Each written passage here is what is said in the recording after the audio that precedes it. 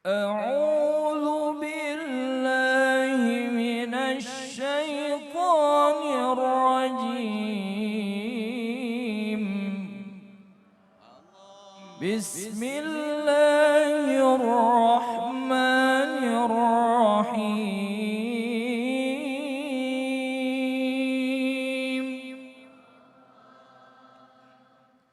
إنما ذلكم الشيطان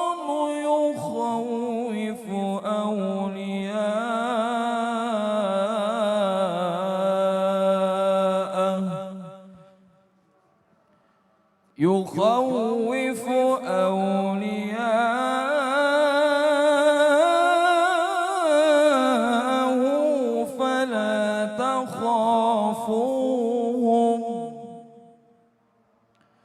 فلا تخافوهم وخافون إن كنتم مؤمنين.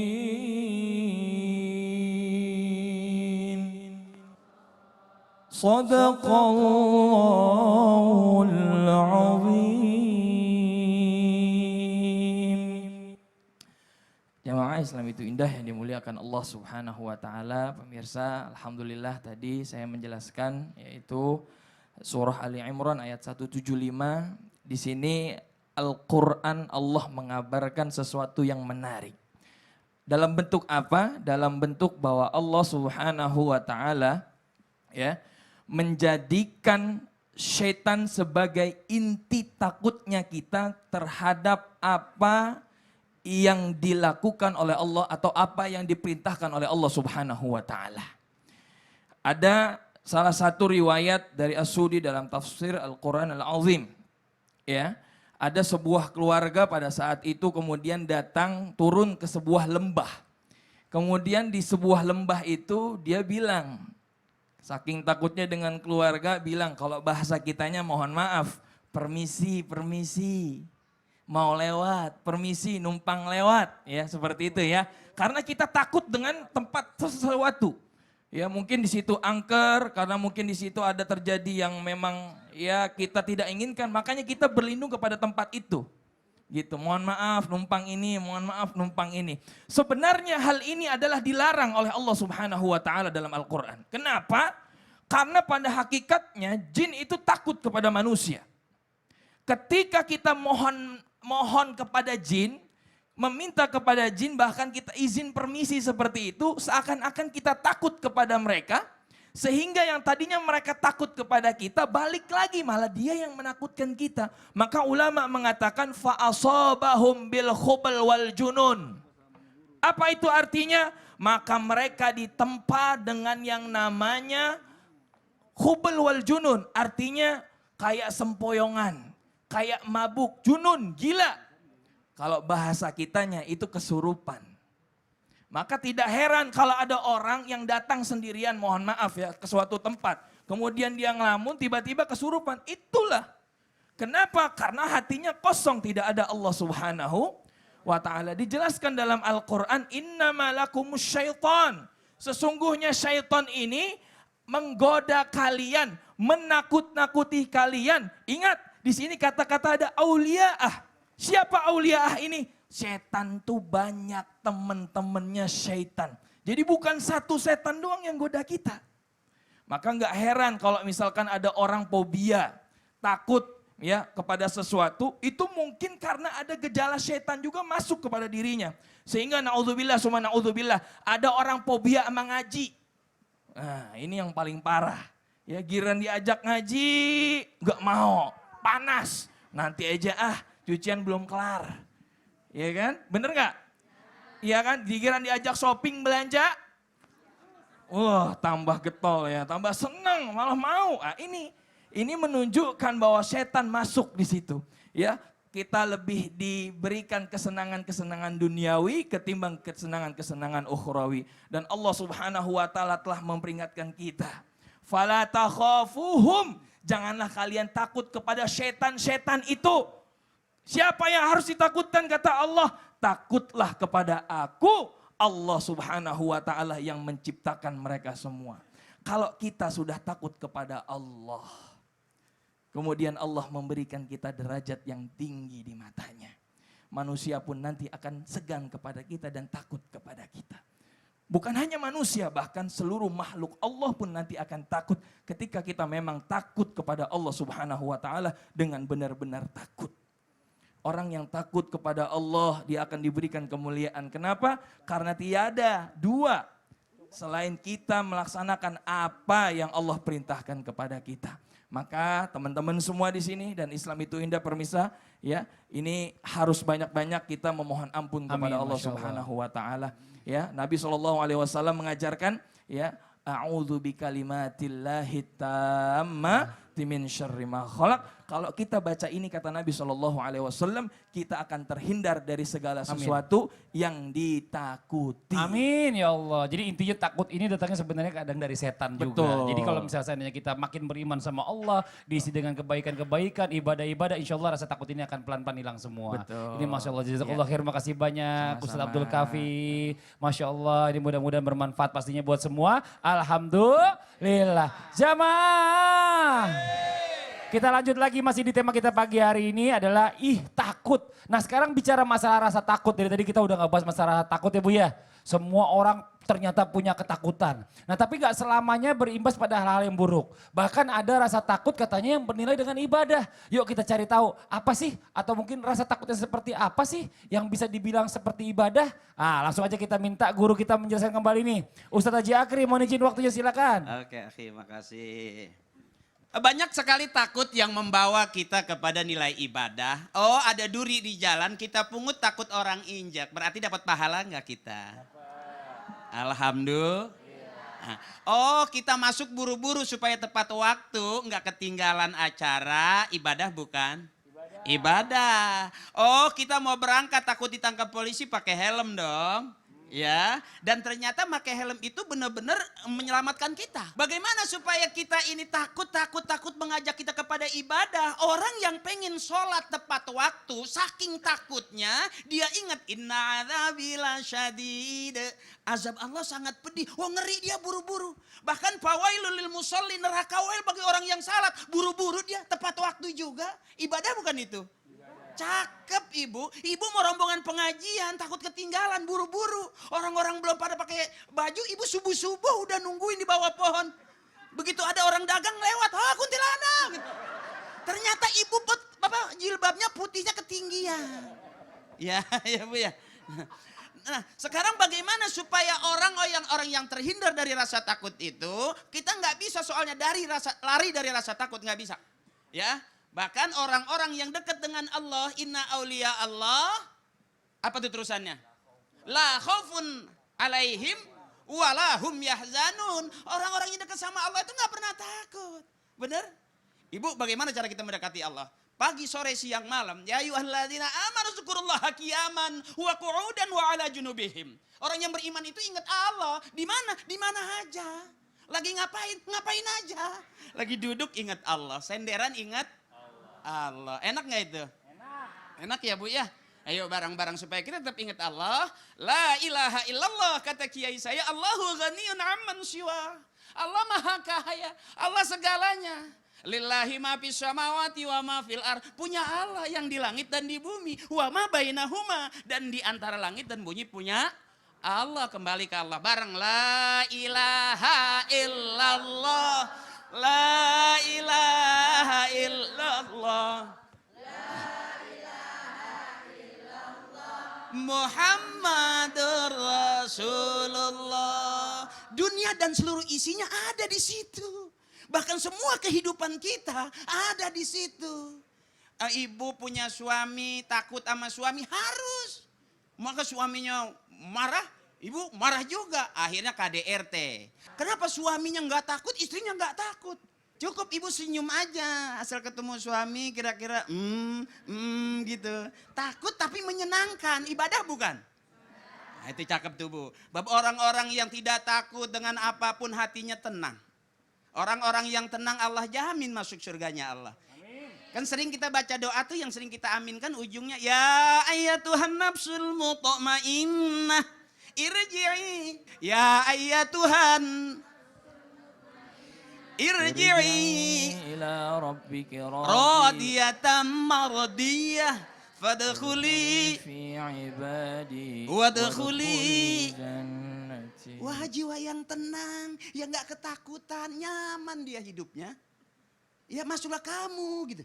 Pulanglah kamu kepada Allah Tuhan kamu dengan ridho dan diridhoi. Fadkhuli fi ibadi, masuklah kamu ke golongan hambaku. Wadkhuli jannati, dan masuklah ke dalam syurgaku. Enak gak kata Allah tuh?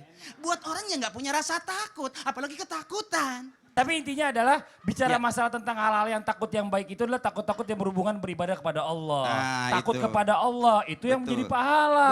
Betul. Kalau misalnya hal-hal yang gak berhubungan dengan Allah, ngapain harus takut? Ngapain? Ada orang nih, ya kan dia lihat setan gede tinggi. Dia gak takut. Oh gitu. Enggak, dia diem aja di situ. Terus? Ya udah pingsan gimana?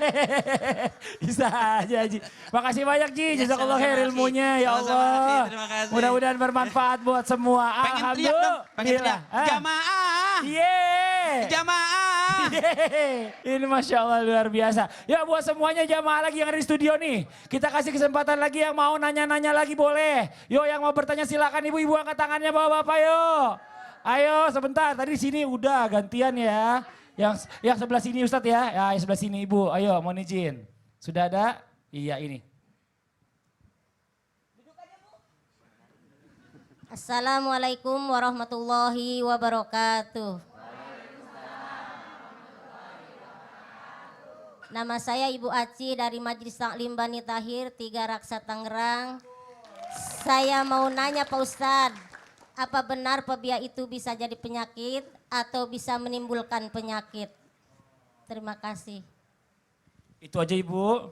Iya makasih. Tepuk tangan dong buat Ibu dong. Ini dari Tiga Raksa bagus banget pertanyaan. Fobia bisa menimbulkan penyakit atau bisa menjadi penyakit gak nih? Kang Asep tolong dijawab. Baik, terima kasih pertanyaannya. Jadi fobia itu sendiri udah termasuk penyakit gangguan kejiwaan. Oh, fobianya juga penyakit. Termasuknya. Dan ada berbagai macam Fobia itu jenisnya. sudah penyakit? Penyakit fobia itu. Karena sudah keterlanjuran sampai berpengaruh terhadap penyakit medis. Nah tadi pertanyaannya bisa menyebabkan penyakit enggak? Sangat bisa, karena pada saat kita ketakutan yang berlebihan yang dinamakan fobia, maka otak kita akan mengeluarkan hormon yang menyuruh hormon adrenalin. Adrenalin itu dikeluarkan oleh kelenjar di adrenal, di ginjal. Tapi yang menyuruh adalah otak kita. Pada saat kita sedang takut yang berlebihan atau fobia, maka hormon tersebut akan keluar dan akan mempengaruhi kepada pengecilan pembuluh darah yang dinamakan vasokonstriksi pembuluh darah. Kalau terjadi seperti itu, maka akan menyebabkan tekanan darah kita naik, yaitu hipertensi. Yang kedua, fobia juga bisa menyebabkan peningkatan di asam lambung. Ya, meningkat asam lambungnya sehingga cepat sekali perih, ketika dikasih makan sedikit aja udah terasa kenyang. Wow. Kemudian kalau nggak dikasih makan maka perih. Yang kedua, yang ketiga pengaruhnya adalah akan terjadi iritasi di pencernaan. Jadi ada yang suka mah kronis, mah tapi lama, gastritis, tukak lambung, sariawan yang terus menerus. Itu penyebabnya dari fobia juga salah satunya. Kemudian yang selanjutnya menyebabkan kurang bagusnya kelenjar pankreas, Bu. Kelenjar pankreas itu berkaitan dengan hormon insulin. Nah, hormon insulin ini untuk memperbaiki atau menetralkan gula darah dalam tubuh kita. Sehingga gula darah kita 110 sampai 170 yang normalnya. Kalau misalkan kelenjar pankreasnya ada kerusakan akibat dari fobia yang tidak disembuhkan segera, maka akan terjadi diabetes mellitus. Ya itu secara medisnya. Dan ada penyakit-penyakit lain seperti vertigo, migrain, itu pengaruh juga. Dan ada juga Mas Fadli dan Ibu, itu fobia juga berpengaruh kepada secara psikologis dan sosial. Maka orang yang fobia itu biasanya akan menghindar dari orang, akan minder. Kemudian kalau disuruh bicara itu nggak bisa, nggak berani. Karena takut bertemu dengan sesuatu yang dia fobiakan itu. Oh, jadi banyak nih intinya ya penyakit-penyakit yang ditimbulkan. Sekali. Justru fobianya sendiri itu adalah udah penyakit juga Bu. Jadi apa efek sampingnya ternyata banyak tadi kayak mah kronis dan macam-macam. Jadi iya jawabannya Bu, ini Masya Allah Ibu, makasih banyak Ibu ya. Saya rasa jawaban dari Kang Asep ini udah cukup mewakili buat semua. Tepuk tangan dong buat Ibu dong, Masya Allah luar biasa. Jamaah. Yuk kita lanjut lagi nih ya, kita perlu tahu nih amalan dan juga doa untuk menghilangkan rasa takut yang berlebihan. Seperti apa sih? Yuk langsung aja kita panggil guru kita kembali Ustadz Maulana untuk menjelaskan. Silakan Ustadz, mohon izin waktunya. Bismillahirrahmanirrahim. Satu bentuk pujian dan rasa syukur kita karena tidak ada penyakit pasti ada obatnya. Makasih banyak tadi Kang Asep tadi sudah menggambarkan bahwa itu adalah penyakit, bahwa insya Allah kita akan berusaha untuk mencari obatnya. Tadi sudah digambarkan auzubikallimatillahi tammati min syarri ma khalaq yang diajarkan tadi Ustaz Abdul Kafi, bacaannya, doanya. Kalau begitu, ada enggak amalan? Amalan yang harus senantiasa kita baca. Kalau zikir dan doa, Rasulullah SAW mengajarkan kita, kalau di pagi hari bismillahirrahmanirrahim la yadurru ma'asmihi syai'un fil ardi wala fis samai wa huwas samiul alim. Siapa yang baca doa ini akan terhindar dari 4 hal. Penyakit dalam, penyakit luar, stres dan miskin. Jadi 4 ini luar biasa loh. Bahkan yang dibaca ini, saya Ishak pernah membaca ini sehingga ketika diracuni tidak kena racun. Jadi ini juga bisa pengendali daripada segala sesuatu yang membahayakan. Baik yang ada di bumi maupun yang ada di langit. Ayo sama-sama. Bismillahirrahmanirrahim. La yadurru. La yadurru. Ma'asmihi. Ma'asmihi. Syai'un fil ardi. Syai'un fil ardi. Wala fis samai. Wala fis samai. Wa huwas samiul alim. Wa huwas samiul alim. Ibu, kalau ada acara kawinan di rumah, kira-kira ibu ketakutan apa? Kehabisan makanan itu. Udah kebiasaan ya. Iya. Saya kalau ada acara di rumah saya khawatir takut makanannya nggak cukup. Bagus. Lama ya bagian nyuci piring. Ya gitu. Ada rasa ketakutan. Itu benar. Berarti ada bentuk perhatian. Mohon izin, bahkan ada ibu-ibu, jangan makan dulu ya. Nanti selesai tahun baru makan. Mati suaminya, anak-anaknya mati semua. Kelaparan gara-gara dia. Mohon izin, baca hasbunallah wa ni'mal wakil. Ni'mal maula. Ni'mal maula. Wa ni'mal nasir. Wa ni'man nasir. Wala haula. Wala haula. Wala quwata. Wala quwwata. Illa billah. Illa billah. Baca ini Bu. Ketika kita ada rasa ketakutan, ini dibaca. Dan tolong diamalkan amalan-amalan ini. Apa itu? Menguatkan iman dan takwa dengan cara apa? Sering-sering baca Quran, salat, kemudian beribadah, termasuk berpuasa. Mohon maaf, ketika orang ada ibadah puasa itu merasa diawasi. Betul tidak? Mohon izin, saya pinjam kata-kata ini. Ibu pernah ucapkan ini, bertaus. Auzubillahi syaitanirrajim. Kenapa kita ucapkan itu? Aku mohon perlindungan kepada Allah dari godaan setan yang terkutuk. Ibu enggak usah takut sama setan, tapi minta kepada pemilik segala sesuatu yang tadi sudah dijelaskan oleh Ustaz Akri tadi, bahwa kita minta sama pemiliknya sehingga semua yang lain pun akan takut. Nah, ibu punya anak, ada anak tetangganya bandel. Ibu ngapain? Minta sama mamanya. Mama, itu anakmu tuh.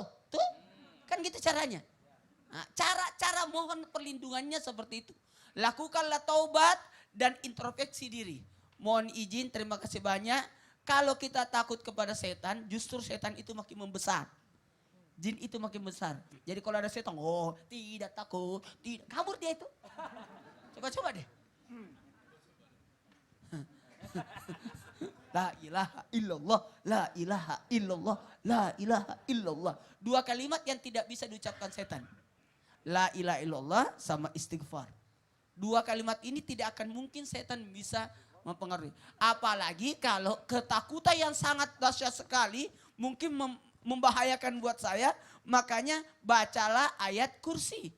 Ada apa dengan ayat kursi? Ternyata setelah di tafsir itu disebutkan 17 nama Allah di dalam ayat kursi. Masya Allah. Sehingga ayat kursi itu menjadi kuat. Iya, jadi itu pemiliknya, Satu ayat, pemilik satu semua. Ada 17 nama di situ. Ada disebutkan. 17 nama. Masya Allah. Luar biasa. Ustadz, makasih banyak amalan-amalan dan doanya Ustadz. Ya Allah, mudah-mudahan manfaat buat semua. Alhamdulillah. Jamaah. Ini buat jamaah yang ada di rumah nih, jangan kemana-mana, setelah ini adalah waktu yang kita nanti-nantikan ya. Kita akan praktik sama-sama hipnoterapi islami yang akan bersama guru kita Kang Asep Bruder hari ini. Untuk menghilangkan rasa takut serta trauma. Dan buat jamaah yang di rumah nih yang mungkin lagi punya penyakit fobia ini atau mungkin anak-anak yang ada fobia. Ayo langsung aja pantengin depan TV, jangan pindah-pindah channel. Kita akan segera kembali lagi setelah satu ini, tetap di Islam itu Indah. Jamaah! Yeay! Oh jamaah! Alhamdulillah.